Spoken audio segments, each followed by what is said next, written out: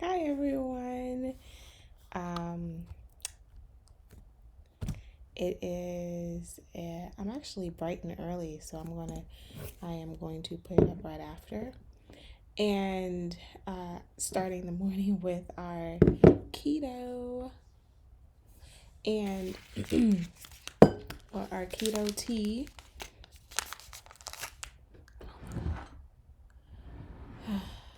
I think the kids took the scissors, but that's life living in a home full of other people. Anywho, I as promised, I wanted to talk about. I do have some reviews, but I think, like I said, I want to put that in a different video. Oh, the keto greens, my super greens. Actually, I haven't even been feeling that well. And I think it's because I haven't been on my greens, and so I have to, I need to take better care of myself in regards to doing my vitamins. I haven't been doing my vitamin regime. And when you are on a habit of taking your vitamins and doing your greens, etc., and then you don't, it you definitely begin to start feeling it in your body, and that's what I'm doing. I mean, I'm just been in a funk, so and trying and there's no encouraging, and there's no real level of encouraging words that's going to get me out of a funk. I do have some bad news and some good news. I didn't get the job that I was interviewing for and spent money for and all of that stuff. They asked for all my transcripts and everything, so they actually called me to try to be like, but please apply again. And it's like, this is my second time applying to this school, and you guys keep calling me for interviews. This is not, to me, this is a trend in that particular district that every time I apply, 9 times out of 10, I get an interview. So then I'm trying to figure, and then they end up hiring an internal person. The last 4 times that I've interviewed, 5 times that I've interviewed with a school in the district, um, they went with an internal candidate. So I'm now internal, but clearly I'm not that internal. So I've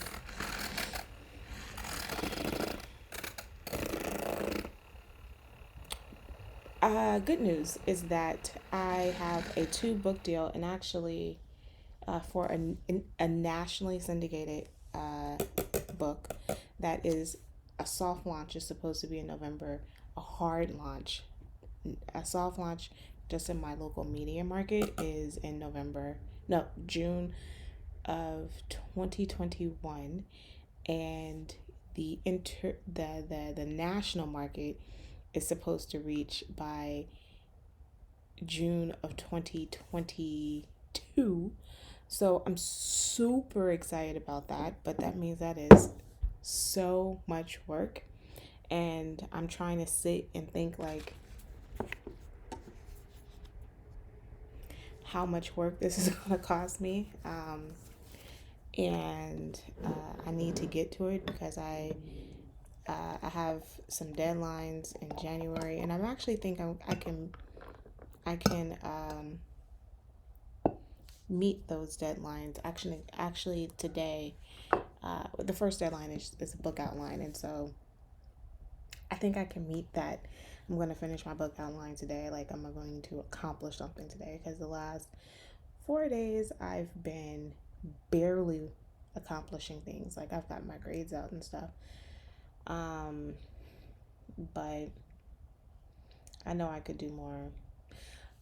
I'm tell you that when I watched Good Lord Bird, it inspired me to go down a rabbit hole of John Brown, and I have, and uh, and so I do want to. I've ordered a number of books that I've been reading, and I'm hoping that by the end of the week that I can top it off with reading The Good Lord Bird. So then now watch Good Lord Bird, have read like at least about 5 books on it, reading the book. I can come to you with a really good analysis of John Brown because clearly it's not going to be you know, as deep because the book that I'm reading right now, I feel like he definitely writes like a storyteller, which I think is kind of cool to read. But I also think that it is such broad strokes that it definitely isn't enough for you to get a really good picture of him.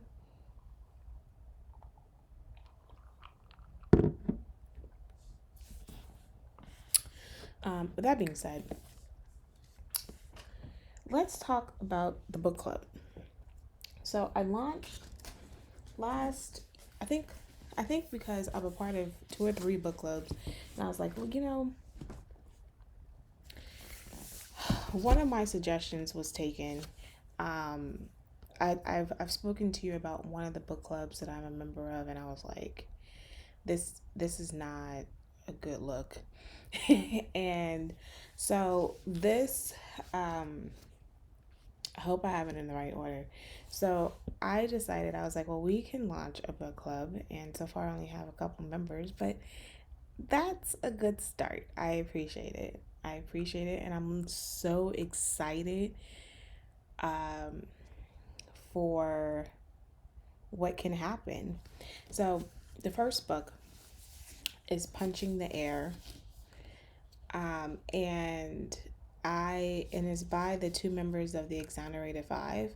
So if you've watched the Netflix show, the Netflix series, it really brought back to light the Central Park Five, which is now the Exonerated Park Five.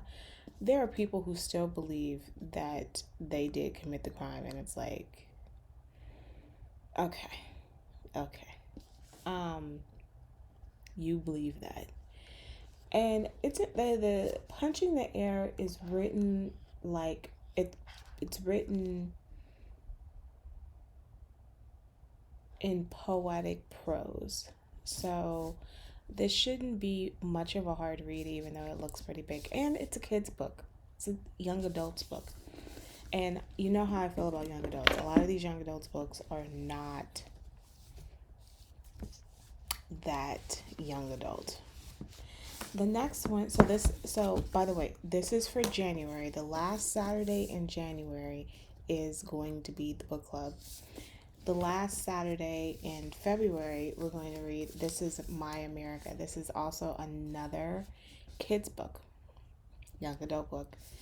And it looks pretty, even though a lot of these young adult books are pretty long, the font is pretty big. So I still don't think that it should take you long to get through. That's the last week of February. I think the last week of March is we're going to read Linda Sue Park's Prairie Lotus. Okay, let me first explain why I picked this. And one of the main reasons is Linda Sue Park wrote a book that I use quite a bit in one of my classes. And it's a very, very small book, but it was a powerful book. That it was The Long Way Home, and if I'm not mistaken, A Long Walk to Water. Right. A Long Walk to Water.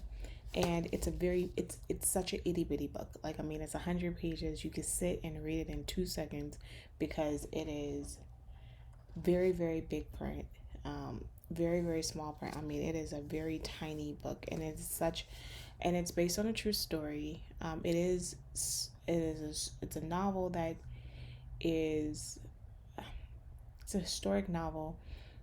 There are some flaws with the book because it's not really fleshed out, but it's really more of a memoir of her writing down the words of someone who lived through the civil war that happened in Sudan. And he became one of those lost boys, the phrase lost boys. If you haven't heard of that, then Google it, the phrase Lost Boys of Sudan. And there are a few films. One of them PBS has, and sometimes I show when I sit in the class, and even when I teach it online, I give a nice little synopsis of if someone wants to look at it as like background so that people can see what the Lost Boys were like when they came to America, because America took a lot of the Sudanese boys ended up in London and ended up in America. Actually, ended up all over the world, but ended up in America. And they put them in like places like Minnesota, Washington, like complete opposites of where they came from. And why why does this matter? Okay, so Minnesota and because people don't realize, this is the problem with politics, is that people make us large assumptions that, and it's a true assumption that how diverse California is, but really you're only talking about two major metropolitans, which is Los Angeles and San Francisco. And people talk about like how diverse those locations are. You talk about, and when you say Los Angeles, problem with Los Angeles is that you really are talking about Los Angeles County. And because LA is the city of LA is a little bit more, it's not as, it is spread out, but it's not as central as like if you go to other locations around other cities, people just assume that you're talking about like downtown is usually the main heart of the city. And that's how Los Angeles was attempting to build, but it really isn't. The heart of Los Angeles is not really just downtown. It's really spread out. And we don't have like New York boroughs. So we don't have boroughs.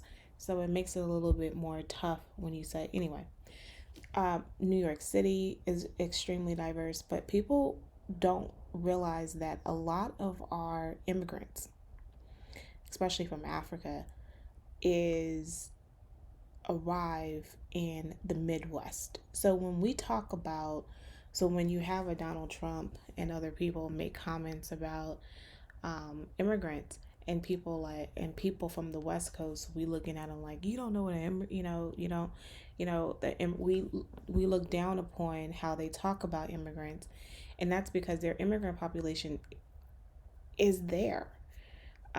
It's just, and they are aware of how much help that the immigrant population have, and it makes them much more targeted. And so in Africa, when the Sudanese population, there's a really good film on PBS that talks about specifically the Lost Boys and where did they end up going. Is it, like I said, is in the Midwest, and extremely cold weather. They were given apartments, they were given jobs, food allowance, and all of these things, which needed to happen, because they literally came on they put them on a plane, they're like, oh, we're going to New York, because they stop in New York, and then after they get to New York, then they put them on another plane and disperse them all over the Midwest. It's a culture shock. So they need it, and then they have an adopted family and all that stuff. So I love her work, and I think this is a nice little addition. It's another kid's book. Somehow it's a kid's book. And then finally, so we have our first 4 months already planned. So I think that's pretty dope. I'm looking to have like a diverse set of literature, so I don't want it to be just um, I want us to show more of America, and it doesn't have to be all fiction.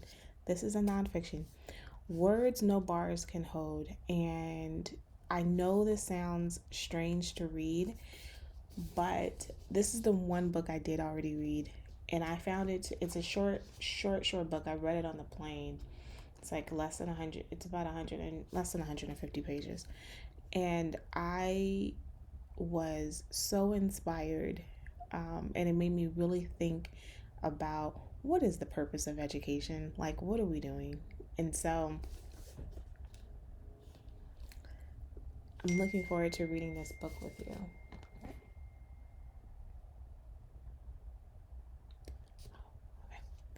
I'm looking forward to reading this book with you, um, with well all these books. This is the book of, sorry guys, this is in what month is this? April. Okay. Let's see. I don't know what we're doing now. Oh, so that's the book club. I look forward to that, and I will see you. We'll talk more about the book club, moving closer, I guess, to January, which is in a couple weeks. So, bye.